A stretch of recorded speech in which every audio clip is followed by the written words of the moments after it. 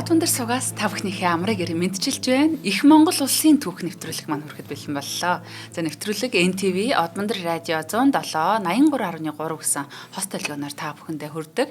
За нэвтрүүлгийн хамтран ажиллагчаар өрх бүрийн хэрэглээ, уяг гурил болон за NCD группийн Casa da Vinci төсөл хамтран ажиллаж байна. За өнөөдөр Марат огш маань Сүбэдэ Баатрын тухай бас 2 дугаар хэсэг буюу Сүбэдэн эрен хэсгээр одоо үргэлжлүүлэн хүргэх юм байна. Студид Америк сургуулийн түүхийн багш Марат хаан хөтлөгч Урна хоёр ажиллаж байна. Үзэгч олондоо болон Марат гişтэй энэ сайхан хаврын нэгэн сайхан өдрийн мэндийг хүргье. За 101 сайхан нэг хавар 100. За өдрийн мэнд хүргэе. Ямар ч тач одоо өмнөх дугаар дээр бол хоёулаа Сүбэдэ Баатар болоо Чингис хааны итгэл дөрвөн нохсын нэг болон нэр төр алдар цуун яаж алдарсан бэ те гэж эхлэх одоо алдар цууд одоо хурж байгаа энэ үйл явдал хүртэл нь бол яриад дууссан. Тэгвэл яг энэ удаагаар бол Сүбэдэ Баатрын цаашдын замнал хэрхэн өрнөсөн бэ те хийгээд бусад улс орныг байлдан дагуулахад түүний оруулсан хувь нэмрийг мөн түүнтэй хамт те зэв жанжны үйл хэргийг хамт нь илүү тодорхой томрон дурдж ярих гэсэн ярих юм. За их Монгол улс байгуулагдахад те яг ингээд хамгийн анхны дайн хийж байгаа улс бол мэдээж Тангууд улс. Гэтэл Тангууд улсын дайнд бол мэдээж Сүбэдэ Баатрын нэр ус те тодорхой хэмжээгээр ингээд дурддагдж гарч ирдэггүй дайн таагдаг, иймэрхүү дайн таагдаг хийсэн гэдэг ч юм уу те ингэж гарч ирэхгүй боловч мэдээж Сүбэдэ Баатар бол хайр улс орнд тэр дундаа суурьшмал соёл иргэншилтэй улс оронд хийх аян дайны туршлага хоримтлуулан явж исэн байж тарах гэдэг нь тий. За тэгээ үндсэндээ бол өмнө нь нүүдэлчд хоорондоо байлдж исэн энэ үйл явдал бол одоогоор бол өөрчлөгдөж байгаа. Хоцуурин газар руу монголчууд овтолж байгаа. Харин тэр хоцуурин газрын дайны таагдаг тий хүссэн хүсээгүй нөгөө уламжлалт дайных нь арга нь бол өөрчлөгдөн гэсэн үг байхгүй. Тэд яаж одоо явган цэргүүдтэй байлдах уу тий бэхлэлт хотуудаа яаж одоо дайн хийх үү гэх мэтлэнгээр ерөн цөөхөн морьт цэрэг бол олон одоо явган цэргийг яаж бүсэлж байлдах уу гэх мэтлэн маш олон дайны тактикуудыг боловсруулахаас өөр аргагүй болж байгаа. За тэгээ үүнээс зөвхөн нэг жишээ дурдахад бол монголчуудын дайны тактикийн талаар тулаан эхлэхийн өмнө монгол цэргийн байрлал бол эхний 2 игнэ нь бол хүнд морин цэрэг байх бол дараагийн 3 игнэ нь хөнгөн морин цэрэг байхаар жагсдаг гэж байгаа байхгүй.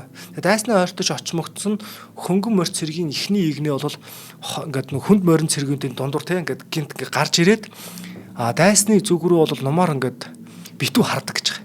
За ингээд битүү харгаад уулгалан довтолдог. Мөн үүнтэй зэрэгцээд хөнгөн морь цэргийн арын игнэнүүд нь өмнөх хүнд морин цэргийн жагсаал дээгүүр дайсны зүг бол сум мөндөр нүүлгдэг.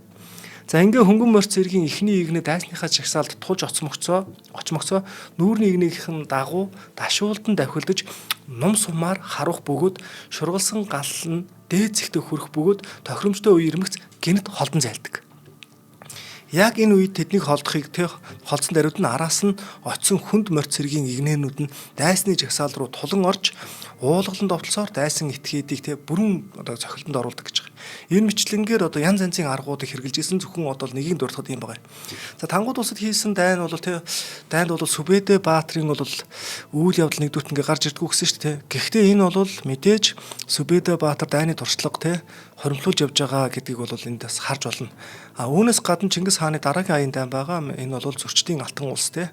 За зөрчдийн алтан улстай хийсэн аян дайны хэсэгт болохоор Сүбэдэ Баатрын тухай тодорхой гарч ирдэг. Жишээ нь яг одоогийн Шаншин мужийн нэгэн тулааны үеэр бол Сүбэдэгэн удирдсан төмд алтан улсын их цэрэг рүү ингээд нэг довтлох мэт дүр үзүүлээд гинт ойртож ирснээр гинт ухраад алга болдог. За тэд бол уул хаад одоо ингээд байгалийн тогтцыг бол өөрсдийнхөө одоо халахж болгон ашиглаж өөртөө нуугдаж явсаар байгаа дайсны одоо ингээд яг арт талд нь гарч ирж бүсэлж байгаа байхгүй. За ингээд бүслээд хяар зогсон гэж байгаа.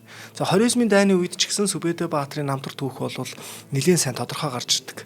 За энэ үеэс бол мэдээж нөгөө Сүбэдэ Баатар мэрэгдийн одоо үлдэгдэл цэргүүдийг араас нь хэн цохих вэ гэдэг асуултанд би явъя гэж хэлээд өөртөө хариуцлага өөрөө цаашаагаа явдаг. За тэгээ энэ дайнаас хойшоогоо болвол ер нь бол 29 улсын аян дайн эхэлж байгаа тий. За 29 улсын одоо 1219 онд эхэлсэн дайн цаашаа явж хагаад 1220 он болж байгаа. За яг энэ үед бол Сүбэдэ зэв жанжин хоёрын одоо юм хамтрал буюу хоорондоо нэгдээд дайсан руу ингээд довтолж байгаа энэ үйл явдал гарч байгаа. За эндээс бид нар яг юг харж болох вэ гэхлээр Сүбэдэ Баатар бол одоо зэв жанжны эхний хэсэгтээ бол нөгөө удирдлагын доор дээрээс нь дайн тулааных нь одоо зөвлөх багш Сүбэдэ Баатараас мэдээж дайны тактикийн талаар бас дайны туршлага маш ихийг одоо сурсан гэж үзэж болж байгаа. За өөрөөр хэлбэл яг энэ цаг үеэс хойшоогоо Сүбэдэ Баатарын эрх мэдэл илүү огцом өсөж эхэлж байгаа. Шалтгаан нь юу гэхээр Чингис хаанаас өгсөн үүрэг даалгавар түүний байр суурь товоон гарч ирж байгаа. Гарч ирж байгаа гэдэг зүйлийг харж болж байгаа байхгүй юу. За тэгээ энэ нь бол мэдээж миний хэлэх гээд байгаа санаа юу гэхээр энэ нь буцаагаад яг хамт явж исэн нөө дайныхан баг багш шахуу байсан зэв жанжны одоо ингээд хийсэн одоо үйл хэргийг бууруулсан зүйл бол огтхон биш ээ. Харин тэр дотроос Сүбэдэ Баатар тодорж гарч ирж байгаа энэ үйл явцыг хилээд байгаамаа гэж. За Чингис хааны зааварчилгаагаар зэв Сүбэдэ жанжин нарт тун хянуур болгоомжтой хариуцлагатай даалгавар ногдсон. Энэ юу гэсэн үг вэ гэхээр 29 улсын шаах Мухаммедийг араас нь гизэг даран мөшгөх энэ даалгавар өгж байгаа байхгүй. За тэгээ зэв жанжны удирдсан нэг түмэн цэрэг Памирын уулсыг даваад шаахын цэргийн зүүн жигүүрийн талд очсон байгаа. За яг энэ үед нь Мухаммед шаах бол зэвийн цэргийн тоог мэдэхгүй байсан бөгөөд хэрв их Монгол улсын их цэрэг мөн болвол одоо нэг Афганистан, Хоросоо мужуудаас таслагдаж баларна гэдгээ болоод мэдж байгаа байхгүй. Гэхдээ тэр нь яг нөө зэв жанжны удирж байгаа цэрэг нь их цэрэг нь мөн үгүй юу гэдэг зүйл байгаа. За ингээд зэвийн цэргийг ухтан байлдах зур шаахад бол нэг гинти мэдэрсэн. Тэр нь юу гэхээр шаахын одоо ингээд өөрийнх нь одоо ингээд тавьсан туршуулууд байгаа шүү дээ. За энэ туршуулууд бол 29-оос бол Монголын их цэрэг хаана байгааг илрүүлэх гэж одоо хугацаа алдах зуур умард хэсгээс нь монголчууд гинт бүчин гарч ирж хүсэлсэн байдаг. За зэвийн арим шаахын цэрэгтэй тулдаж эхэлсэн даруйд Сүбэдэ Баатар гол хүчний одоо ингээд явах чиглэлийг өөрчлөн бүр алс хойгуур тойрсон бөгөөд дараа нь өмнө зүгт эргэн дахин өрн зүг рүү ингээд чиглэлж нүүсэн байгаа юм. За энэ юу гэсэн үг вэ гэхээр тэрээр Сир дарийн мөрнийг мэдэгдэлгүйгээр гатлан гарч гитлэх одоо аргагүй гэж байсан 400 бээр өргөн цэлгэр Кызылгум гэж одоо ингээд цөл байгаа байхгүй хэлсэн цөл. За энэ цөлийг туулсан байдаг. Сүбэдэ болон Зэв нарын цэрэг замд таарсан хотуудыг Чингис хааны зарилгаар ерөөсөө зүнд нь орхиж хоол хүнс эсвэл морь малаар л тэтгүүлнэ. Гэхдээ тэд бол бууж өгсөн тохиолдолд бол ямар нэгэн байдлаар хотын оршин суугчид ард иргэдийг хөндөж болохгүй гэсэн байна. За гэвч яг ингээ хаанаас ийм зарлиг өгсөн байдаг гэтэл эдгээр хүмүүс алс хол газар ингээ дайнд явж байгаа Тэгтэл зарим нь бол монгол цэргүүдийг бол ямархуу ялалт байгуулад явж байгаа вэ тэд хэрэгтдэгвэ гэдэг нэг айцаар удирдах энэ бүх зүйлээс нь болоод бууж өчгдөг. Гэтэл зарим хотуудын ард иргэдэн хүртэл одоо нэг баг зэвсгээ бариад чамаагүй тэмцэлдэж байгаа. Ингэж тэмцэлдэж байгаа хотуудыг болохоор зэв Сүбэдэ нар бол үнсэн товрог болгож байх болгодог гэсэн байгаа байхгүй.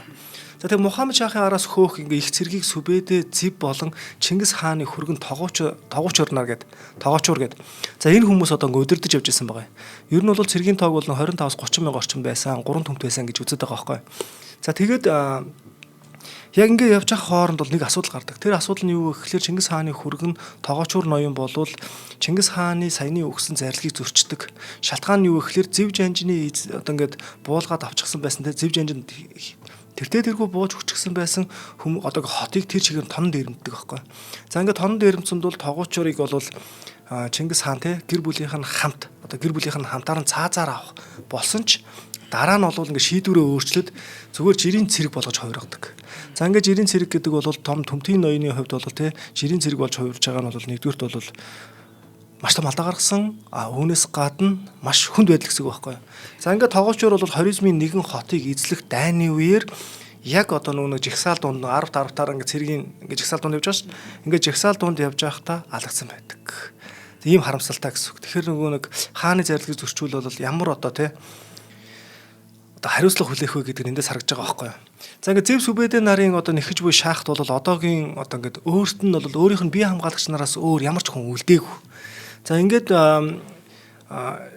шаах бол ингээд зүхтаж явж явах болгондоо оцсон газар бүртээ болвол янз янзын уриалга явуулагдсан байгаа байхгүй. Тэр уриалгууд нь юу гэсэн үг вэ гэхлээр оцсон газрынхаа ард иргэдийг болохоор морь малаа орхиод танин талбайгаа шатаахыг уриалж ирсэн байна. Дээрээс нь зарим хотоо хамгаалж байгаа хүмүүсийг бол эцсийн тусал цус хүртлээ монголчуудыг эсэргүүцэж тэмцэж байж байгаараа. Өрн зүгээс цэргийн шин тусламж шин одоо ингээ айрамтаа буцаж иртэл ингээ тэсэж байгаараа гэдэг юм санаа хэлсэн байдаг. За ингэснээр бол мэдээж түүхч доктор Батцүрэн одоо энэ хүний судалгаанд бол ингэж гардаг л да. Энэ бол мэдээж зөв арга байсан тухайн үед. Яагаад гэвэл нөгөө нэг зүгээр ингээ амьдралын тэтгэжсэн мал хуйгаа орих тарин талбайгаа шатаа тэгээд ингэж хэлээд нь штэ. Энэ нь монголчууд яадаг вэ гэхээр яг л нөгөө нэг дайсны одоо нөгөө нэг хүнсээр өөртөө тэтгэж тэжээж яваад байгаа штэ. Энийг нь таслуулах хэрвээ ингэж тасалдсан болоод хоризм шахын араас хөөж явж байгаа одоо зэв сүбэдэгийн цэргүүд бол удаашрна гэж тооцоолсон байдаг. Гэсэн хэдий боловч хүснээр нь болоогүй те. За ингээд зэв сүбэдэ нарын захирсан цэрэг хоризмын султаныг мушгиж Каспийн тэнгисийн хавьд дөхөж очсоод байтал Мухаммед шах султан таалал төгссөн буюу нас барсан гэдэг баттай баримтыг сонссон. За ийм учраас тэд цаашаага аялах болж байгаа. Яагаад гинт цаашаага аялах болчихвоо гэдэг нь бол 1219 онд Сүбэдэ баатрын удирдах явсан цэрэг мэрэгдийн араас явсан те. За яг ингээ мэрэгдийн араас явж байхад нь тэнд бол мэрэгдийн талд Кипчакууд орж байлцсан байдаг байхгүй. За тэгэхээр тэр Кипчакуудаас бол те монголчуудаа ил зөрүүлснийх нь үш хонзонгоо гэдэг ч юм уу Сүбэдэ мартаагүй явж ирсэн. Тийм учраас хоризмын эсрэг яг энэ аян дайны үед бол Чингис хаанд бол бас сануулж хэлжсэн байгаа байхгүй. Кипчакийн эсрэг цэргэлэн дайдахыг одоо ингээ сануулж хэлэх гэхээс илүү хүссэн гэж хэлж болж байгаа. Тэгэхээр Сүбэдэ Баатар өөрөө хүссэн байж тарах гэдэг те. За ингээд Кипчакуудын талаар бол дурдахад Кипчакууд бол ингээ үлэмж хэцүү дайчд байсныг одоо Монгол сурвалжийн мэдээ нотлон харуулдаг. За тэнд бол юу гэж хэлсэн байдаг вэ гэхээр тэр үзүр талын иргэн бол хэцүү иргэн. Тэд хилэгнээс өөрсдийн мисэндээ өөхөх иргэн гинэ. Мис хорцтой хэмээгдмэ гэж хожим бол 1234 онд цагаадан тэгээд тодорхойлж дурдсан энэ ус төмний одоо ингээд ус төмний талаар дурдсан байгаа байхгүй. Тэгэхээр эдгээр хүмүүсийн донд хин байж байгаа байх гэхэлэр нөө Гангли, Алан, Мажар те эднэртэй хамт Кипчакуудыг ингэж нэрлэдэг байсан байгаа. За мэдээж 1234 он гэдэг чинь 1234-35 оны үед бол Өгөөдөө хааны үе те 70 даваад болсон баруун зүгийн аян дайн болж байгаа. Тэгэхээр баруун зүг рүү бол мэдээж эдгээр улс орн руу явах учраас саяны хэлсэн зүйл бол Кипчакууд бол тийм ч сул дорой хүмүүс биш шүү гэдгийг бас харуулж өгч байгаа байхгүй. За Сүбэдэ Баатрын бол Баатрын өөрийнх нь бас хэлсэн үг гэдэг. Тэд одоо тэг ингээ хүчирдэж байна гэж хэлсэн байгаа байхгүй. За энэ юу гэсэн үг вэ гэхээр Кипчакууд бол зориг зүрх дайнч байдлаараа бол монголчуудаас бол тутах зүйл бол байхгүй. Харин ийм дайчдтай үзнэ гэдэг бол Сүбэдэ Баатрын хувьд бол те бас нэг ийм ирэмэлзэл төрсэн ийм үйл мэт гэж харагдаж байгаа байхгүй. За ингээд Зэв Сүбэдэ хоёр бол хааны зөвшөөрөл авсан тул 3 жилийн их аян дайнаа эхэлдэг. Гэхдээ Зэв Сүбэдэ хоёр бол их Монгол улс те Чингис хааны цэргийн зүгээр одоо нэг төмтийн ноёдууд. Энэ бол одоо ингээ бусад одоо ингээ те улс хот улсуудтай ингээ байлдах гад явж байгаа гэдгийг бол бас бодолцож тооцоолж үзэх хэрэгтэй те. За тэгэхээр Америкийн цэргийн түүхч Ричард Габриэл Чингис хааны гарамгаа жанжин Сүбэдэ Баатар гэсэн юм ном бичсэн байдаг. За энэ номонд дурдахтаа бол Каспийн тэнгисийн дагуу цэргийн хүрээгээ татсан Сүбэдэ 1220 оны зуны сүүлчээр монголчуудын өрн зүг рүү хийсэн анхны цэргийн аян дайныг эхлүүлсэн байдаг. За мэдээж энэ цэргийн тоо бол 25-аас 30 мянга орчим байх бөгөөд нэг төмтийг нь бол алдарт зэв жанжин манлааж байсан гэж байгаа байхгүй. Тэгэхээр нэг төмтийг нь зэв жанжин манлааж байсан гэхээр үлдсэн хоёр төмтнөө тогоочор ноён байхгүй болсон шүү дээ.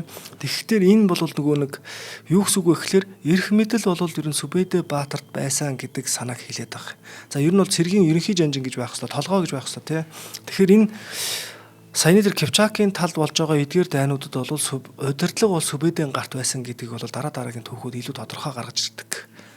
За Сүбэдэн цэргийн хүрээгээ одоо ингээд одоо удирдах явж байгаа тий. Тэгэд ингээд Европт хийх аян дайнаа ингээд цаашаага одоо ингээд төлөвлөж бодож байсан нь бол энэ дайнтай холбоотой гэж үздэг байхгүй.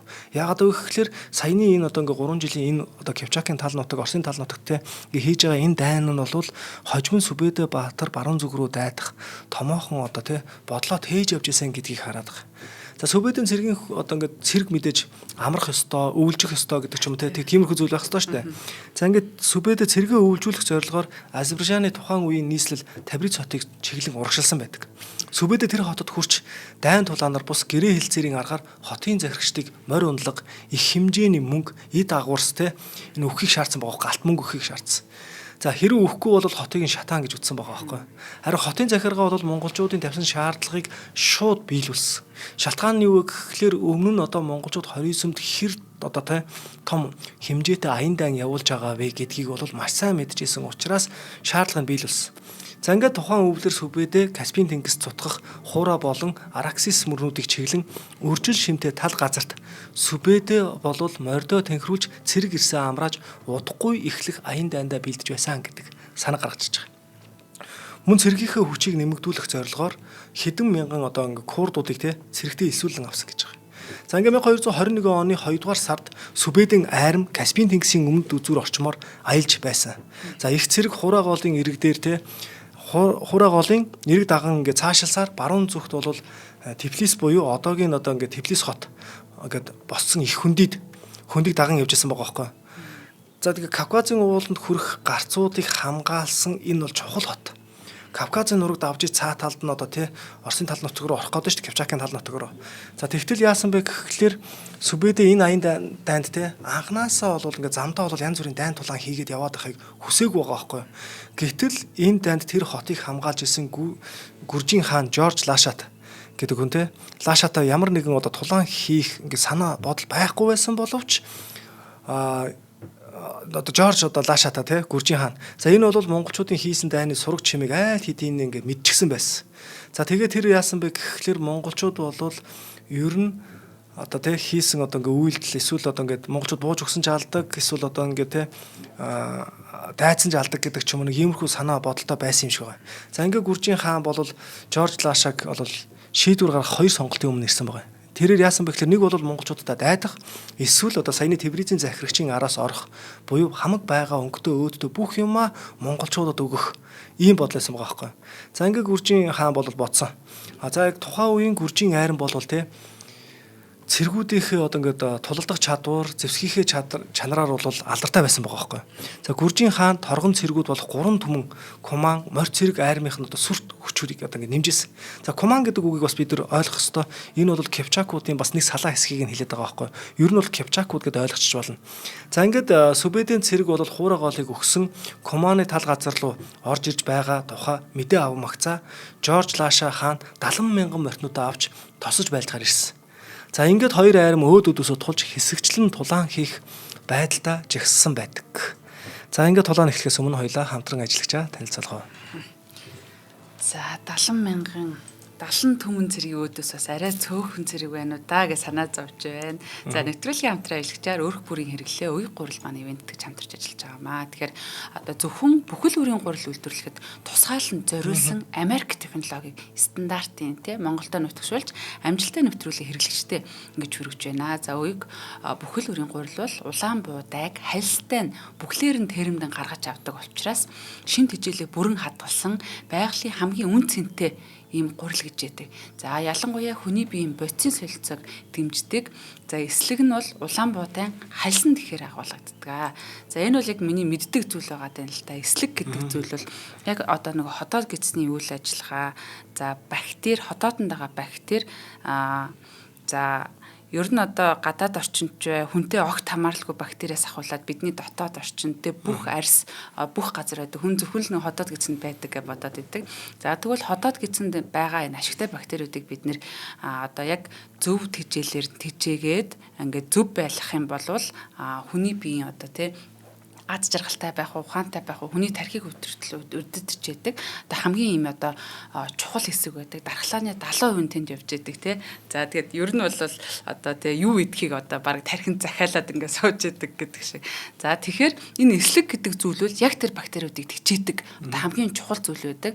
Одоо бид нар бол энэ ногоон оргомлоос уустдаггүй эслэгийг аваад бол бидний биеинд огт шингэдэггүй.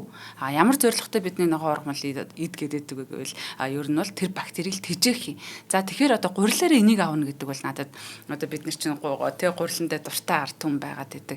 Тэгэхээр хотоод гидсний үйл ажиллагаа хүний одоо бүх эд эрхтэн бүдүүн гиз зүрх судас хэд тархалтаас сэргийлж идэг, цусны эргэлтийг дэмждэг, болцсон солилцоог ингэж идэвхжүүлж идэг. За байгалийн гаралтай шинжлэхтэй гол нь энэ уустдаггүй эслэгийг агуулж идэг гэдэг нь бол одоо маш олон талын даваа талтай гамаа. Тэгэхээр Монгол Улсын 21 аймгийн бүх томоохон зах худалдааны төв болон сүлжээ дэлгүүр Улаанбаатар хотын 9 дүүргийн зах за худалдааны төвүүд бүх сүлжээ дэлгүүрүүдээр ингэж борлуулагдаж байгаа. Тэгэхээр та бүхэн маань бас гурилаа тий эслэггүй гурлаа нэг удаа солиод энэ уяг гурлыг бас хэрэглээд үзвэл яасан юм бэ? За фэйсбүүк дээр бол уяг гурлыг та бүхэн дагчвал бас дэлгэнгүй мэдээллүүдийг авахд тав тухтай амар байдаг. Холбогдох утасны дугаар нь 7717 88 99 88 88 36 гэсэн утсуудаар холбогдох боломжтой юм байна. За тэгээд уяг гурлынхаа хамт олонд амжилт хүсье их баярлалаа. За баярлалаа. За тэгэхээр гүржийн морь цэргүүд бол тий одоо ингээд сүбэдэ занжны удирдсан зэв хоёрын удирдсан ингээд дайнтаа ингээд тулаан эхлүүлж байна тий. Мэдээж тулаан бол маш хүчтэй өрнсөн бөгөөд сүбэдэ жанжин бол их цэргийг тий одоо ингээд сум өндөр буулгах гих мэтлэнгээр төмөр зэвийг ингээд тий ингээд маш олон ингээд давалгаанууд ингээд хийгээд ингээд дайдж байгаа боловч гүржийн хаан бол зогсох шаардлагагүй илүү хүчтэй тулдаа дайраадсан байгаа байхгүй. Илүү хүчтэй дайраадсан тэгэхээр мэдээж тооны хувьд бол энэ хоёрыг чи харьцуулшгүй их тоо байгаа шүү дээ тий. Тэгэхээр тооны хувьд илүү давамгай байдлыг авсан гүржийн хаан бол гээд шахаж эхэлсэн байгаа. Тэгэхээр яг энэ үед нь бол Сүбэдэ Баатар арга буюу одоо хүчин мөхсдөж ухарж байгаа юм шиг тий. Гэхдээ ухрахтаа бол нэг юм том салчихгүй, нэлээд том зай авчихгүй хүн ингээд баг багаар ухраал ингээд тий ном сумаар хохирол үзүүлэл ухарж байхдаа ч гэсэн дайсандаа хохирол үзүүлээд ингээд чирэл аваад яваадсан байгаа байхгүй. За аваад яваадсан ингээд араас нь нэгж байгаа цэрэг тий зогтож байгаа юм шиг ухарж байгаа юм шиг дүр үзүүлж байгаа шүү дээ. Ингээд Сүбэдэ Баатар яасан бэ гэхээр нэлээд урт хугацаанд ингээд явхаар чинь нөгөө дайсны одоо гүржийн талын цэргүүд гэсэн үг. Морьд нь ингээд ядраад те янз янзаар яваад ингээд цувраа үүсч эхэлж байгаа нэгдүгürt. Хоёрдугаарт одоо ингээд морьдууд нэлээд ядарсан үед нь яг энэ дайныг бол Сүбэдэ Баатар тооцоолсон байсан. Яаж тооцоолсон бэ гэхээр явсаар байгаад энэ хүртэл чирж авчирна. Энэ үед нь дайсны цэргүүдийн морь нэлээд ядарсан байгаа үед нь модон дотор сэлгээ морьдуудаа бүгдийг нууцсан байсан байгаа байхгүй монголчууд. За ингээд сэлгээ морьдуудад нууцсан учраас нөө мод руу оронгуудаа бүх цэргүүд нь морио сэлгээд одоо шинэ эрч хүчтэй одоо морины давалгаатай тий хүчтэй морьдоороо одоо тэд дайсны ядарсан морьдуудын зүрхэн дунд руу одоо тий хүчтэй довтлох. Ингэж довтолж иж бот нэргэж байгаа гэсэн үг байхгүй. За гүржийн хаанд бол тэ айрамд бол хүн цохилт өгсөн байдаг. За тэгээ мөн Монголын цэргийн одоо жигүүрийн жагсаал бол гүржийн цэргийн төв одоо ингээ хааны хэсгийг гэсэн үг байхгүй. Бүслээд гүржийн айрмын жагсаал эвдэрч морьтнууд нь одоо ингээ ботрон сарнаад ингээд тал талтай шигээ цогтаасан байгаа юм. За байрлаа хадгалж өчүүхэн найдлага өвлсөн гүржийн хаан баатруудад агуулan ухарсаар байсан. Одоо хин яг жинхнээс ухарж ийнэ гэдэг зүйл харагдаж байгаа сте тий. За эдний дотроос бол эрс орхитой одоо хааныхад л өмнөч хүмүүс нь бол тий Тбилис орох одоо ингээ замыг ингэж хаагаад зэвийн өдөрцөн морь цэргийн урд ингээ хүндэлж зогсож байгаа. За энэ тусламжаар бол гүржийн хаан бол тий зогтож амжиж чадсан гэж байгаа байхгүй. За ингээд нутагтаа очоод хотод очоод гэсэн үг шүү дээ тий. Ингээд зогтож ирээд монголчууд араас нь нэхэж ирнэ гэдэг тэр бэхлэлт хотондоо 2-7 хоног хүлээсэн болооч монголчууд байдаггүй. Яасан бэ гэхээр угаасаа анхныхын зорилго нь бол Сүбэдэ Зэв жанжин хоёр бол замдаа дайн хийгээд шаардлага байхгүй байсан. Тэгээд ч одоо саяны тий гүржийн хааны одоо тэр бэхлэлт хот нь бол нэлээд том бэхлэлт хот. Тэгэхээр тэр хотыг эзэлж авах гэж хүн хүчээ барж ахаар цаашаага газар хороосон дээр гэдэг санаа авж байгаа байхгүй. За ингээ монголчуудын зорилго бол ерөнхийдөө цаашаага газар хорох, Кавказыг тий давах, Оросын тал нутгийн одоо чандад хүрэх ийм зорилго байсан байна. Тэгээд гүржиг бүхэлд нь одоо ингээд эзлэхийг зорих юм бол гэдэг Кавказыг туулж Европын хамгийн өндөр улсын хүнд бэрх замыг давж гарах боломжгүй болох гэдэг байгаа байхгүй. Тиймээс одоо Сүбэдэ бол төлөвлөгөөгөө бол ингээ тэ орхиод ер нь цаашаага явсан гэсэн үг. За ингээ Сүбэдэгийн хувьд бол Тбилис зэрэг одоо хотуудад бол нэг анхаарлаа хандуулаад ах шаардлагагүй гэж үзээд зөнд нь орхисон. За зам зуур бол ингээд Монгол цэрэг явсаар хагаад Мухара хотыг довтлохдоо олзлогсдгийг гэсэн үг тий. Одоо өмнө нь дайнд одоо ингээ олзлогдсон, гүржээс олзлогдсон, тэрнээс өмнө олзлогсод байгаа тий. Эдрийг урдаа байрдаг тактик ашиглаад хотыг эзэлж эсэргүүцсэн тул хэнийг ч амьд үлдээгээгүй хот эсэргүүцэж байлцсан. Тийм учраас олзоо аваад цаашаага хөндлөн гээд Хамадан хотын гадаа ирсэн. За тэгээ нэг жилийн өмнө уг хотыг Сүбэдэ хэмжээгээр говчуур авсан тул довтлоогүй боловч энэ удаад бол тэд татвар төлөхөөс татгалцсан байдаг. Тийм болохоор бас л үнсэн давраг болгосон байгаа байхгүй. За ингээ үнсэн давраг болгоод Монгол цэрэг цаашаага явах замд бол тий ард нь хоцорсон Персийн хамгийн алдартай үзэсгэлэнт хот бол үнсэн давраг болоод тий утаа манан саагж байгаа ийм л дүр зураг харагдаж байгаа юм.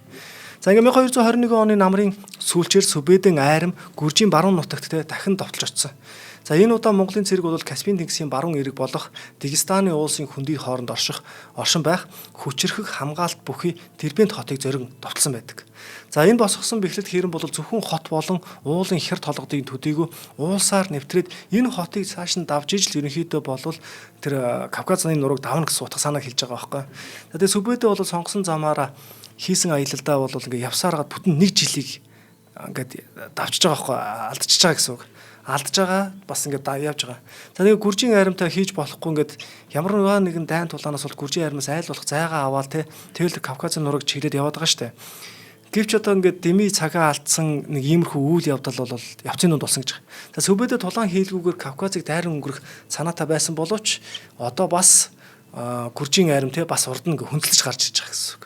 За энэ удаа бол тулаан бол яг юм одоо өмнөх одоо ингээ хөндийг бодвол те илүү давчуу нарийн тогтцтой Кавказын хавцал болсон гэж байгаа байхгүй. За гүржүү дахиад гараад ирсэн те. За тэгээ тулааны талбарын зүүн талаар одоо ингээд зүүн талаар гэсэн үг энэ хөндийг имцэн намхан толгодууд ингээ хассан байгаа. Тэрийг сүбэдээ маш сайн ажигласан бөгөөд цуг явж байгаа зэв жанжинтайгаа зөвлөдөд зэв жанжны 50000 зэрэгтэй хамт тэнд нуугдуу ингээд нуулгаад те байлгаж байгаа гэсэн үг байхгүй. За ингээ хавцалт гүржийн харим ширүүн товтлогоо хийхгүйгээр өмнө нь одоо нөгөө ширүүн товтлогоо хийсээр хагаад яасан штэ бот нэргүүлсэн штэ те араас нь хөөж байгаад идэр чинь уухж байгаа мориос сэлгээд за тэгэн гут нь одоо бол яасан бэ гэхэлэр нөгөө айжмаар товтлоод байгаа байхгүй айжмаар ингээд тэнгууд мэдээж нөгөө нэг байрлалын хувьд бол айгүй хэцүү байрлалыг сонгоцсон монголчуудад бол хэцүү байрлал байгаа штэ гэхдээ хүнээр бол бас цөөн те за ингээд байрлал ингээд маш удаанаар ингээд яваад байгаа байхгүй гүржийн арим өөр нэг хоороноос ингээд тасрахгүйгээр араас нь ингээд маш ингээд жагсаалаараа огт өвдөхгүйгээр ингээд дайраад байсан шүү те за ингээд өвдөхгүйгээр дайраад исэн тэгэн гут нь энэ ч гэсэн өөрөө сүбэдэд бас нэг боломж болж хувирж байгаа байхгүй тэрний юу гэхлээр дайсны цэрэг бол маш удаан болж хувирчихсан. Тийм байгааз. За удаан болоод хувирсан учраас сүбэдэ бол дайны тактикаа өөрчлөд хөнгөн морц цэргээр те дөхөн суман мөндөр буулгаж байгаа. За суман мөндөр буулгаал тэгэл айл болох те ингээл харуулдаад яваад штэ. Харуулдаж явж байхдаа буцаж одоо ингээд ухрахтаа бол бүр ширүүн товтлогоо хийхгүй байгаа. Яг гэвэл дайсны товтлогоог зогсоож болохгүй гэсэн үг байхгүй. Тэгээл ингээд баг-багаар өдөөл ингээд баг-багаар ингээд харуулдаал ингэж явсаар хагаад яг тэр нуугдсан хэсэг дээр нь те одоо нэг жигүүрээс нь гэсэн үг шүү дээ. Зэвэнд нөгөө 50000 зэрэг нэг жигүүрийн гинт товтлож байгаа байхгүй. За ингээд гинтийн хажуунаас нь гараад ирсэн товтлогооныг харсан гүржийн айрмынхан чинь мэдээж өмнө нь нөгөө дайрж исэн сүбэдэ ухраа зүхтж байгаа бид тэдрийг ялж исэн одоо харин бүх анхаарлаа энэ жигүүрлүүгээ хандуулъя гэд энэ жигүүрлүү хандуултал сүбэдэ яг одоо үндсэн одоо нөгөө тактика гаргаж ирээд энэ ухралт бол хууралтай юм а гэд үндсэн их хүчээрээ товтлж ирж байгаа гэсэн үг байхгүй. За ингээд бот нэрхсэн. За ингээд нэг удаа тий 2 жилийн дотор 2 удаа гүржийн армийг ерөөсө бот нэргээд тий одоо үнийг л дайны тактик гэхгүй бол өөр юуг дайны тактик гэвүтэй тий. За би бол одоо нөгөө Vikings King энтергээд одоо нөгөө дайнтай кинонууд дээр болдог тактикуудыг үзэж जैन. За тэгэхэд бол тий одоо энэ бол үнэхээр бас мэрэгэн арга биш үү бас ер нь бол тий хүний нутаг тэгээ тэр өндөр ууланд тэр чи ямар ч нөгөө GPS мэс байхгүй тий. Яаж тэг зорьсон гатрлаа ингэж төгөрөхгүй ингэж бас явж гэнэ гэдгийг бас гайхаад. Тэгээ бас нөгөө нэг хавцлын нэг тал нь бас нөгөө Монгол цэрэг чинь нөгөө нэг жигүүрээд илгэж одоо хомих иймэрхүү тактиктай шүү дээ. Тэр боломжийг бас гаргаж өгөхгүй гэсэн үг байхгүй. За Жорж хаан бол бие хамгаалагч нар нь те амь гарсан боловч хэсэг хугацааны дараа таал төгсдөг. Гэхдээ энэ яг хуу гүржийн айрам энэ дайнд бол 25000 цэрэг алдсан гэж үздэг байхгүй. А гэтэл зарим түүхэн сурвалжуудад бол 100,000 цэрэг алдсан гэж бичсэн байдаг. Энэ зүйлээс гадна гүрж гэдэг улс цаашаа бие даан оршин тогтнох нэлээд хэцүү болж байгаа үйл явдал энэ дайнд монголчуудад орооцолсноосоо болоод бүс нутагтаа бас те ингээд нэг байр суурь алдж байгаа энэ үйл явдал гарч байгаа гэсэн үг. За Монголын цэрэг бол цаашаа аялаа те Дербент хотод ирэхэд нь бол одоо монголчуудын замдаа яг юу хийж явж байгаа гэдгийг бүгдийг мэдчихсэн те. Энэ Ширваны шах Рашид гэдэг хүн ухтж авсан байгаа байхгүй. За энэ бол монголчуудыг те монголчууд бол Кавказыг тулах гэдэг нэг юм яваад байгаа штэ. Гэтэл яасан бэ гэхээр монголчууд одоо тэр Ширваны хаантай бол байлдах бол нэг л одоо ингээд ер нь сонирхол байхгүй байгаа тий. А гэтэл яасан бэ гэхээр нөгөө нөхдүүд чинь шууд хэлсэн бохоо. За танаа хотыг чинь бол тий төвөхгүй, дайрахгүй, довтлохгүй. Харин та нар бидэд морь, алт, мөнгө тий хоол хүнс ийм зүргийг бэлдэж өгөхөөс гадна хамгийн гол нь одоо энэ Кавказын нураг давхад тий энэ газар улсыг маш сайн мэддэг газарч ийм хүмүүсийг гаргаж өгөө гэсэн байгаа байхгүй. За тэгэн гут нь яасан бэ гэхээр мэдээж нөгөөдгийг чинь зөвшөөрсөн байгаа. Монголчуудын тэд шаардлагыг зөвшөөрсөн.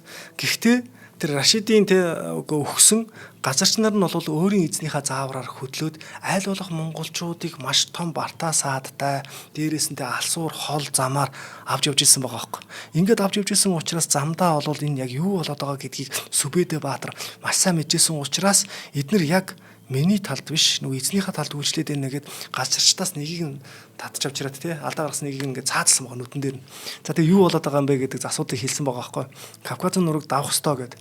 За гэтэл яасан бэ гэхлээр нөгөө нэг шаах маань тий Ширваны шаах маань бол өөр хүмүүс явуулаад Кавказын цаад нуруунд дээр нь байгаа тий Кавчакийн одоо тал нутагт байгаа эдгэр хүмүүсийг бол бүгдийн өөрсдийнх нь одоо Кавказын айран байгаа штэ. Энэ Кавказын ард түмний тэр айрмуудыг монголчууд очиж яваа шүү гэдэг хэл мэдээг хүргэхэд өгчихсэн байгаа байхгүй. Гэтэл Сүбэдэ бол яг тэр одоо Кавказын нураг давхтаа бол яг нөгөө монголчууд айгүй ингээл тэр нурууг давсан нь үнэхээр гайхалтай. Гэхдээ энэ давж явах явцдаа бол маш их хомхирл амссан байгаа байхгүй. Нэгдүгээр тэр цэрэг эрсүүд нь хөлөж өгч байгаа, тий гар хөлнөлдөж байгаа. Дээрээс нь маш том маш олон мордоо алдж байгаа. Тэр бүхий л монголчуудын нэг гал харвах зэвсэг онсон тий харуур энэ бүх том зэвсгүүдийг тэр Кавказын нуруугаар давуулах ямар ч боломжгүй учраас замдаа орхихоос өөр аргагүй болж байгаа гэх мэтлэн ингэж явсаар хагаад Кавказын цас мэст өндөр уулсыг тий даван Терек мөрний хөндөй рүү буугаад очтол урдаас нь нэг шаахыг чинь явуулсан гэдэг ч юм уу тий мэдээ өгчихсөн байсан учраас 50,000 цэрэг бүхий айрам хүлээж байгаа. За өндөр уулсыг давсан морь цэрэг бүгд туйлдсан. Ер нь бол үнэхээр хэцүү тулгаралтай байгаа байхгүй. Магадгүй яг энэ үе бол Сүбэдэ Баатарын урд өмнө нь бас хойшид те хизээж тулж байгаагүй хамгийн хүнд хэцүү бөгөөд маш хэцүү байдалд орж байгаа үйл явдал гэсэн үг. За ингээд Кавказын уул те энэ гэсэн чинь яасан бэ гэхээр яг энд бол Кавказын уусын цэргийн эвсэл дотор нь хэн байсан бэ гэхээр христийн шашны ортодокс Ираны шиитүүдийн сүүлчийн загалмаалагчид, алаанчууд, черкесүүд болон кипчакууд байсан байна. За кипчакууд. За тэгэнгუут нь дээрээс нь саяны тэр гүржийн хааны бие хамгаалагчд хүртэл энд ирсэн байгаа байхгүй. Тэгээ Жорж хааных нь. За тэгээ кипчакуудын хувьд монголчуудыг өхөн хатан эсэргүүцэх болсон шалтгаан нь тэд кипчакууд яагаад монголчуудыг эсэргүүцээд ингэ байлдах гэдэг юм бэ гэхлээр тэд Оросын тал нутгаар дээрэм тонуул хийдэг бөгөөд тэр дээрэм тонуулынхаа хүчээр л амьдардаг байсан байгаа байхгүй. Бас л тэр Оросын тал нутгийн нүдэлчтэн гэсэн үг шүү дээ. За тэгээд тэр орон зайг нь монголчууд булааж авах гэж байна гэд монголчуудыг ер нь бол одоо яг энэ ядарсан туйлдсан дээр нь устгах хэрэгтэй гэсэн байгаа. За Сүбэдэ Баатар бол ерөнхийдөө занганд орсон. Яагаад вэ гэхлээр ядарч туйлдсан цэрэг тийм биз эцэж ингээд туйлдсан морд цэрэгээ ухраагаад буцаагаад Кавказын нурууг давах юм бол сая маш их хохирол амсч гарч ирсэн энэ зүрхэн шимширхэн гэхээс илүүтэйгээр маш их хохирол амсан гэдгийг мэдж байгаа шүү дээ. Хохирол амсан гэдгийг мэдж байгаа. А дээрэс нь за боли буцаа даваад гарлаа. Даваад гартал нөгөө нэг рашид шаах гэдэг байгаа шүү дээ. Энэ хүн чинь нөгөө цэрэг илгээсэн учраас бас бэлтгэлтэй байгаа. Цэрэг бэлдээд хүлээгээ зогсож байгаа гэсэн үг байхгүй юу? Тэгэхээр цаа талд нь ч наа талд нь ч аль талд нь занг байгаа гэсэн үг. Тэгэхээр энэ юу гэсэн үг вэ гэхээр цаашаа давж бүр туйлдж яснаас наатлынхаа зангатайгаа уулзраа олно гэсэн үг байхгүй дайн хийнэ л гэсэн үг шүү дээ. За ухрах боломжгүй. Дээрээс нь саяны тэр Кавказын тэр байгалийн тогтоц хүнд хэцүү ингээд байгалийн ингээд тогтцсон өөрөө Монгол цэргийн тэр маневр хийх боломжийг бүр хомно. За ингэхээр яах вэ гэхээр монголчууд бол мэдээж дайтахаас өөр аргагүй болсон.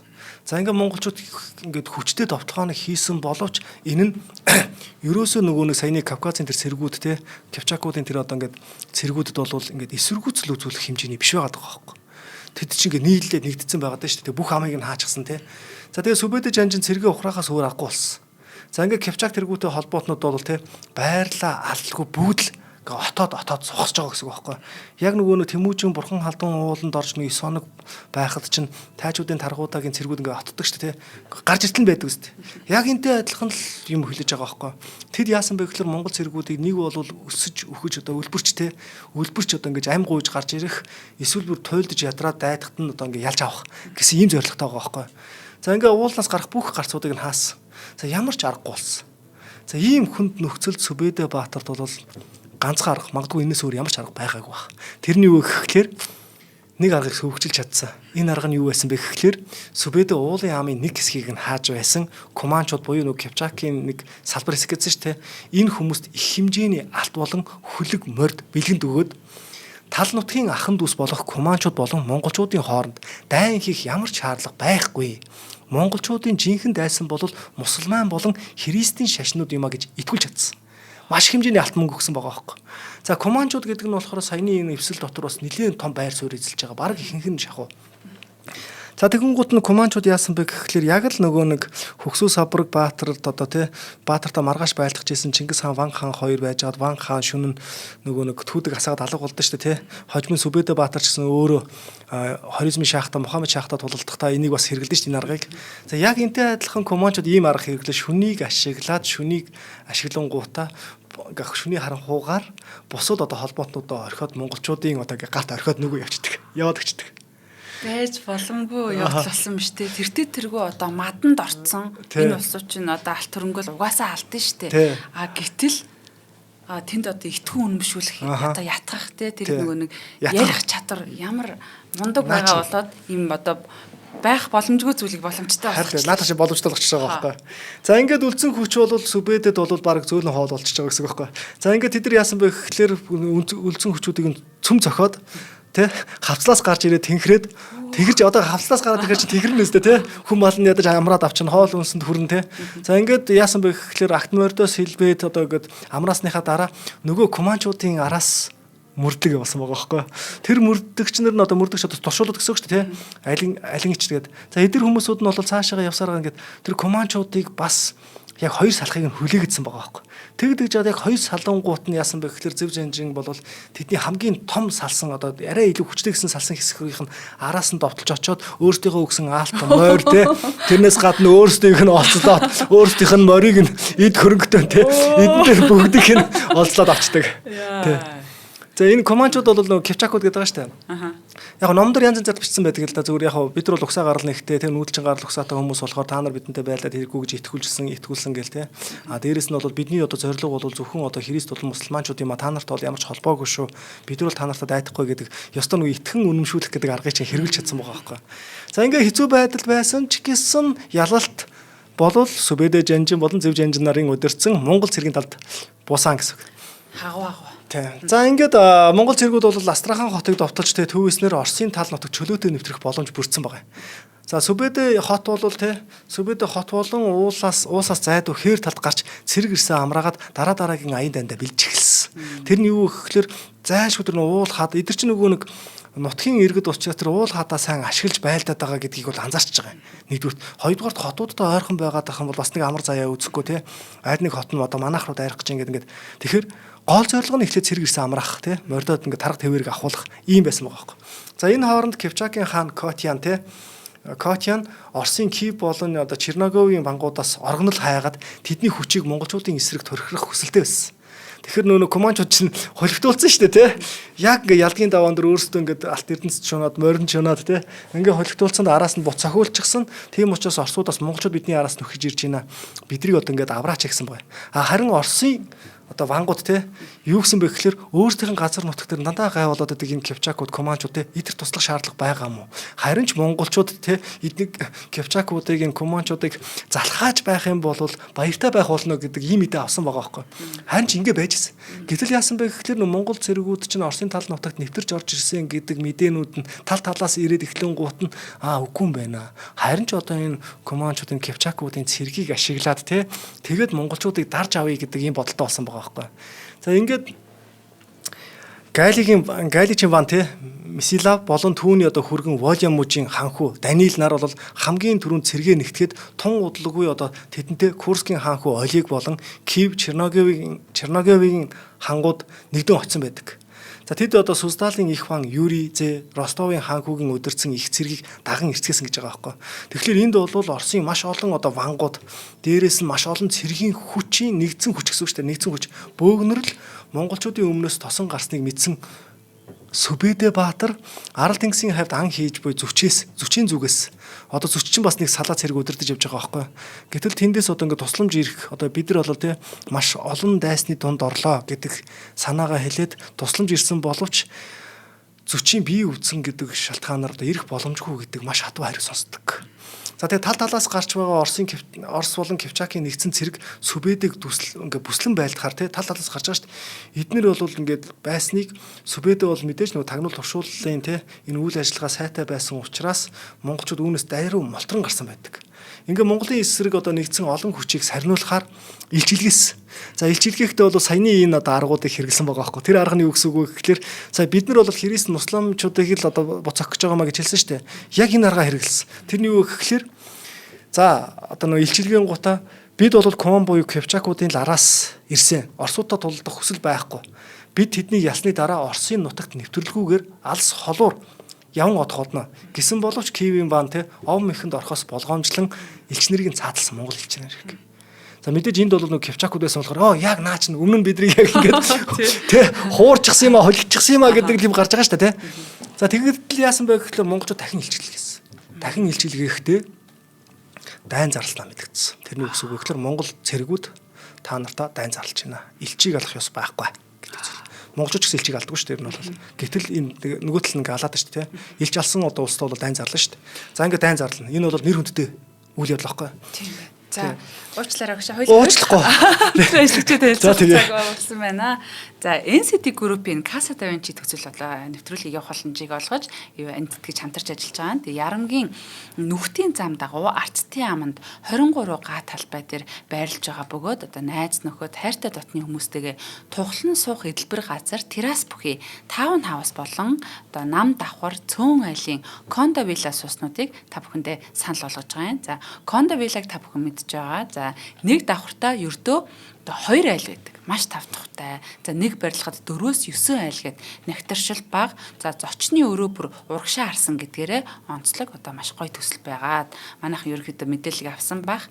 За таунхаус кондо вилла манад нүүж ороход яг бэлэн болсон 112-оос 260 м квадрат сонголттой мөн 2026 оны 3 дугаар улиралд ашиглалтанд орох одоо ээлжүүдээ захиалга авч эхэлсэн байна. За та бүхэн маань бас яг ийм одоо тий байгаль их дэлхийтэйгээ ойрхон за голын урсгал хараад одоо тий ийм нам дор ингэж одоо тусдаа ингэж байна гэдэг бол одоо тансаглал гэж одоо үзэж байна. За хэрвээ та бүхэн сонирхож байвал борлуулалтын ажилтнтай 75 тэгдлолоо 50 гэсэн дугаараар холбогдож энэ загварын байруудаар зочлох очиж үзэх боломжтой. За мөн дэлгэсэн дээр гарах нь QR кодоор та кондо вилла сууцны одоо брошюртай, танилцуулгатай гэж танилцах боломжтой байгаамаа.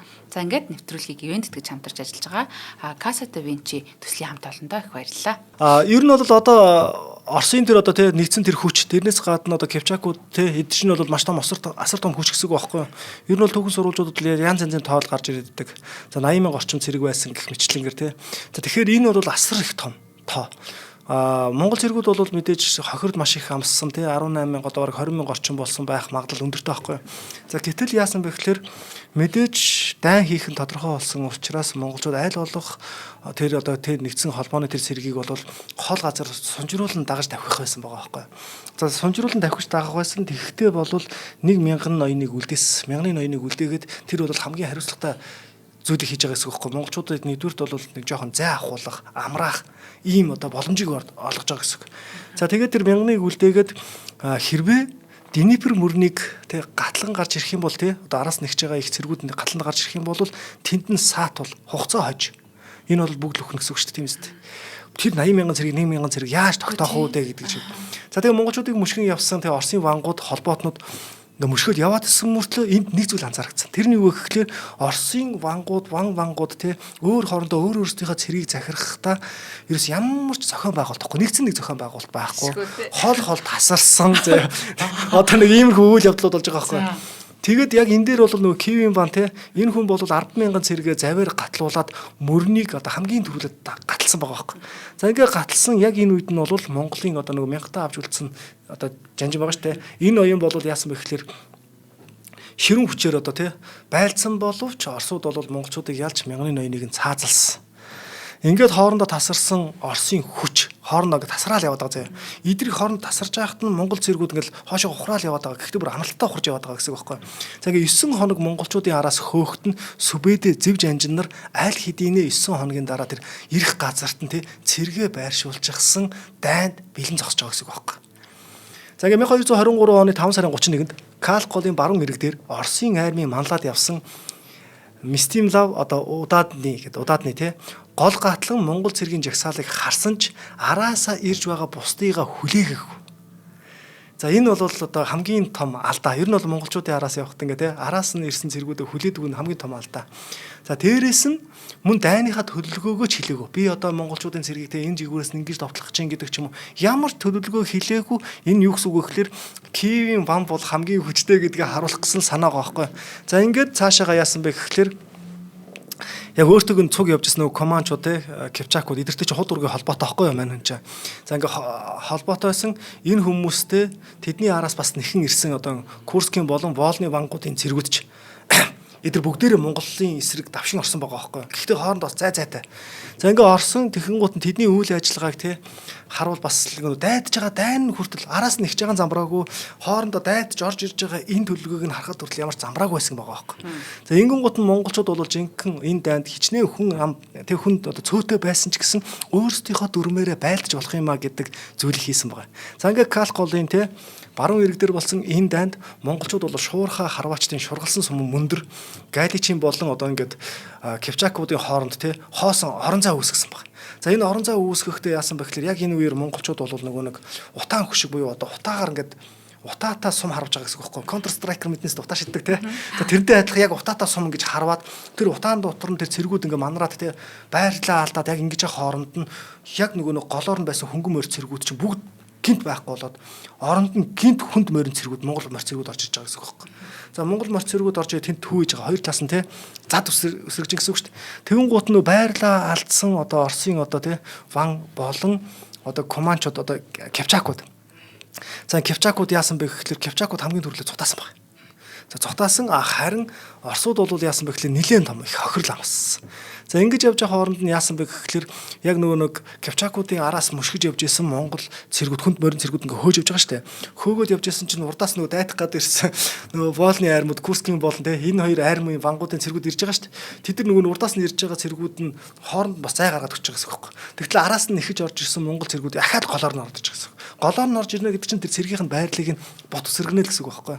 За ингээ бот өсөргсөн. За ингээд монголчууд бол яасан бэ гэхээр ширүүн довтлогоон хийгээд ер нь бол ёстой нөр хотонд орсон чон гэдэг шиг те ерөөсөө ингээд химэгдсэн байгаа байхгүй юу хядсан гэсэн үг. За яг энэ үед бол тулааны талбарт ирсэн Черногогийн айрам тулаан өрнөж байгаагч мэдлгүй дөхөн очтол нөгөө зөвхтөн уруудаж явсан команчуудын хүл дайрагдан ботарч игнэн задран өймсөн байдаг.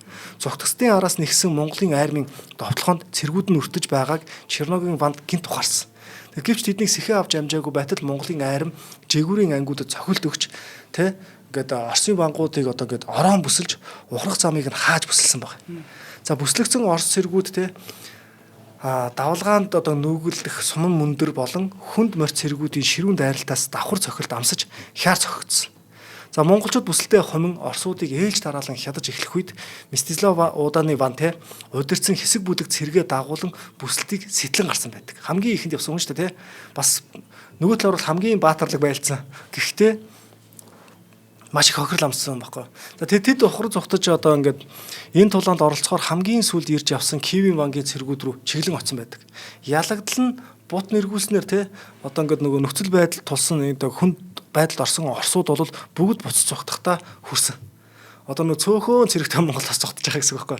За харин Суздалын вангийн айрам хөдөлж язаар урагшлаж Калколын тулаанд дуусж байх үед нь дөнгөж Черноговын хотын хэрэмд хурж очсон байдаг гэж байгаа байхгүй. За тулаан эхэлсэн өдрийн нар буух үед бол Монголын 18,000 цэрэг мөн тэднийтэй нийлсэн 5,000 одоо ингээд нүүдэлчин замдаа ингээд нийлсэн те ийм одоо ингээд Сүбэдэ болон Зэвж анжны удирдсан айрам Оросын 40,000 цэргийг хядан устгаж тэдний дотор байсан 6 хан хүү 70 том одоо ноён хэрэгмтүүдийг олзолсон байдаг. Үүний дараа монголчуудын хатуу ширүүн мөшгөлт эхлээд бут цохигдсон Оросуудыг тэ тулааны талбараас цогтож байхад нь бол тэ Днепр мөрний гатлан холдох хүртэл нь 1150 бээр газарт монголчууд тэднийг нэхэн очоод баг бүгдийг нь устган хороосон байдаг. За харин Кивийн вангийн тухайд бол түүний 10,000 цэрэгтэй айрам маш хүчтэй эсэргүүцэл үзүүлэн Калколын иргэд Хуарган Хэрмэн ханны цаанаас ширүүн тулалдаж байсан. 3 хоногийн турш монголчууд Кивийн вангийг босгосон хэрэм рүү амжилтаа довтлсны үүрээр одоо ингээд 10,000 Орос дайчдыг бас устгаж чадсан гэсэн үг байхгүй. За Монгол элч нарыг алсныхын төлөө Кивийн ван төмөр торонд амьдаараа хатаж өгсөн бөгөөд энэ нь юу гэсэн үг вэ гэхээр хаан язгууртын хинийч болов цус алсралгүй өхүүлдэг монголчуудын заншил бас нэг ийм байсан гэж байгаа. Гэтэл саяны тэр нөгөө 6 том ван удаад 70 том одоо ингээд ноёдууд гэдсэн шүү дээ. Эдгээр ноёдуудыг бас гэхдээ энэ бас нэг уран зохиолын нэг жоохон хэтрүүлэгтэй юм шиг санагдаад байдаг. Эдрийг одоо нөгөө дайнд ялсан монгол цэргүүдтэй бүгдээр одоо ингээд дээр нь одоо ингэж мод тавиад тийм ингээд тавцан тавьж байгаа дээр нь одоо ингээд сархад хүрдэж найр хийж ингэж цэнгсэн гэж байгаа баг. Доор нөгөөд нь бяцраад ингээд байж исэн гэд. Ингэж нэг дүрсэлсэн байдаг. Гэхдээ яг ингээд нөгөө нэг судалгаа төвхөн судалгаа талаасаа бол ингээд торон тойрчтэй цусаа гаргалгүй өхүүлсэн гэдэг юм санаа бас явааддаг гэсэн үг. За Орос орныг одоо зохих зам одоо ингээ те зорих зам бол ингээ нээлттэй Сүбэдэ Днеприйг бол гатч гараад ойр орчмын нутаг орныг бол иргэдийг бол эзэлж эхэлсэн. За ингэж байтал Чингис хаанаас илж ирж түүнийг зүчин аримтай нийлэн Волг мөрний булгааруудыг боцохох тушаал ирж байгаа байхгүй. За ингээ Сүбэдэ тэр дайруу одоо те Волг мөрнийг одоо те ингээ гатлаад одоо ингээ булгаарчуудыг чиглэж давсан. Харихгүй юм уу? Харихгүй болоогүй гэсэн. Тий, болооч гээ тий. За ингээд удалгүй зүчийн харимтай нийлж авсан тий. За тэгээ Кама гол дээрх ингээд тулдаанд монголчууд булгааруудыг буц огсон боловч зарим их сурвалжид дурдсанаар бол тулааны өмнөхөн булгааруудын одоо юм хүчтэй мотолтонд өртөж маш их хохирол амссан гэдэг зүйлийг бас гаргаж ирээд байдаг. За гэтэл ямар нэгэн байдлаар бол тий яг тодорхой мэдээлэл бол энд бас үлдээгүй байдаг. Ингээд ямар ч дайн хийсэн. За тэгээ Кипчакуудын эсрэг зэрэгцэн тулалдахыг одоо тий бусад бас нэг ханглис гэдэг ийм хүмүүсээс хүссэн байгаа байхгүй. Тэгтэл тэд татгалсан байдаг. Тэгэхээр тэдэрт бас ингээ хариуг нөгөө явж байгаа гэсэн. Монголчууд замдаа явсан нөгөө нэг өөрсдөнд туслаагүй эсвэл одоо урвсан тий энэ хүмүүсийг бас шийтгэхэд яваад байгаа гэсэн байхгүй. Ингээд одоо Уралын нурууны орчин монголчуудыг тий монголчууд одоо Канглис Кипчакуудын одоо ингээ армийг боцогсон. За энэ мэтлэнгээр ингээ явсаар хагаад зүч Сүбэдэ те нэгдсэн арим зүүн зүг эргэж Сэрд Яриа мөрний эрэгт хүлээж байгаа эзэн хаан Чингис дээрээ те нэгтгэхээр явсан байдаг. За Сүбэдэ зөвнөр бол яг энэ аян дайнд бол нийтдээ 3 жилийг зарцуулсан байдаг. Сүбэдэ энэ аян дайнаас буцахдаа ардаа тагнуул уршуулуудын ингээ бүлгүүдийг те үлдээсэн бөгөөд тэдэнд Орос болон Европ болж байгаа бүхнийг шууд мэдээлж байх үүрэг хүлээсэн байдаг. Тэдгээр мэдээллүүдийг Монголын тагнуулын те яг тухайн үеийн тагнуулын алба Европын янз бүрийн орнуудын талаар те болон тэднийг одоо ингээд хагардуулж байгаа улс төр шашин шүтлэг өс хонзон энэ бүх зүйл мэдээллүүдийг хоригдлуулж байсан байгаа байхгүй. Энэ нь юу гэсэн үг вэ гэхээр хожим нь одоо Европыг дайлах аян дайнд бол энэ мэдээллүүд маш их хэрэг болсон гэсэн зүйлийг хэлээд байдаг. Түүхэнд бол саяны энэ Калколын те дайн одоо эдэр бол ингээд зөвхөн нэг цэргийн нэг анги нэгтгэл штэ тий хэдэр ингэж явсан. Тэгээд энэ бол яг юугаараа хамгийн их алдартай дайн бэ гэхлээр энэ хугацаанд 3 жилийн хугацаанд үргэлжлэхдээ бол 5500 бээр газрыг туулсан буюу дэлхийн түүхэндх хамгийн урт замыг туулсан морь цэргийн аян дайн болж тэмдэглэгдэж үлдсэн байдаг. Энэ аян дайны явцад Сүбэдэ Зэвнар бол өөрсдийн армаас хүн хүчний хувьд хавьгүй илүү тэ дайн болгондоо өөрсдөөсөө хэд дахин илүү ийм одоо ингээ 10 гаруй удаагийн дайныг хийсэн гэж үлддэг байхгүй. За тэгээ одоо яг энэ хүртэл буюу 1223 оны үйл явдал хүртэлх Сүбэдэ тэ жанжны үйл амьдрал бол яг ийм байгаад байгаа. Тэгэхээр хоёуланд нь ахаад нэг дугаар хөлдлээ л гэсэн үг л дээ. За. Сая дондор нь баг нулимс ингэж мэлтэрлээ. Яаж одоо зэвсэг болон тэр хүч илт илүү байгаа хүмүүстэй дайтах шууд сэтгэл зүйд юу нь юу гэж нөлөөлөх үү те. Тэгтэл энэ хүмүүс ямар юм дайчин сэтгэхүйтэй одоо те яаж тэр одоо морь цэргүүдээ юу нь ингэж урайлж тэр нөгөө нэг хүчийг өгч байсан бол энэ төргээ ботсон чи ингээд үнэхээр бас гайхалтай биширмээр санагдсан. Одоо зэвсгийн дутуу байхад бол тэ тэр чинь бас маш том асуудал байхгүй үнэндээ. Яг ярихад ингээ амархан ярьж байгаа ч гэсэн. Тийм. Яг зөв энэ дайны чинь бас нэг зөв нэг нэгтгэл одоо Чингис хааны одоо их цэргийн нэг хэсэг л явж байгаа шүү дээ. Тэгээ дээрэс нь бол эдгээр бол ингээ улс орныг эзлээд оршин тогтноод тэнд нь одоо ингээд байгаад ах үнэхээр хэцүү байхгүй юу. Харин энэ одоо аян дайн бол баг яг тухайн анхныхын зорилго л угаас тагнан турших ийм мэдээлэл цуглуулах яг ийм дайн байсан байж таарах гэдэг. Учир нь юу вэ гэхээр энд одоо монголчууд бол Монголоос Унгар хүртэлх тал нутгийн сул орон зай коридор бол ер нь монголчуудын хувьд тухайн үед бол байсан ямар ч улс орны айрмуудаас илүү түргэн туулж өнгөрөх боломжтой газар юм байна гэдгийг нь маш сайн мэдээд авчиж байгаа гэсэн үг байна. Тэгэхээр дараагийн аян дайнуудын төлөвлөгөөнд энэ дайн бол маш чухал үүргийг гүйцэтгэсэн гэж үзэж байгаа.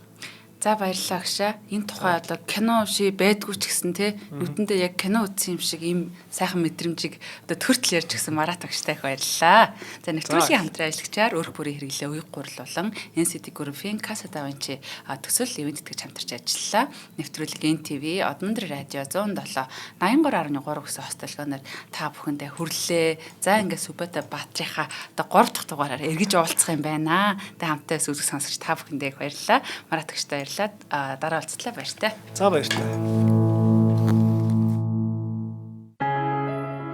Нэвтрүүлгийг хүлээн авсан Нарны аймгийн монголчуудтай баярлалаа. Одмондөр сувг нь энэ мэдчлэн таны мэдхүйн мянган нэвтрүүлгийг 2026 оны 7 сарын 1 хүртэл та бүхэндээ хүргэх юм. Их хэлээрээ шинжлэх ухаан танин мэдхүйг түгээхийн үлсэд нэгтгэх хүсвэл та бидэнд хандив өгөх боломжтой. Жилдээ ганцхан удаа 100,000 төгрөгөөр биднийг дэмжснээр шинжлэх ухаан танин мэдхүйг түгээх энэ үйл хэрэг амжилттай үргэлжлэх юм. Одмондөр нэр дээрх удаашлын банкны дансгаа 4191 тэг 4518. Та 100,000 төгрөгөө шилжүүлэхдээ гүйлгийн утга дээр нь өөрийн нэр болон утасны дугаараа заавал бичээрэй. 100,000 төгрөг хандалснаар Одмондөр сувгийн алтан гишүүн болох юм а. Шинжлэх ухаан танин мэдхгүй Монголд ялах болтугай.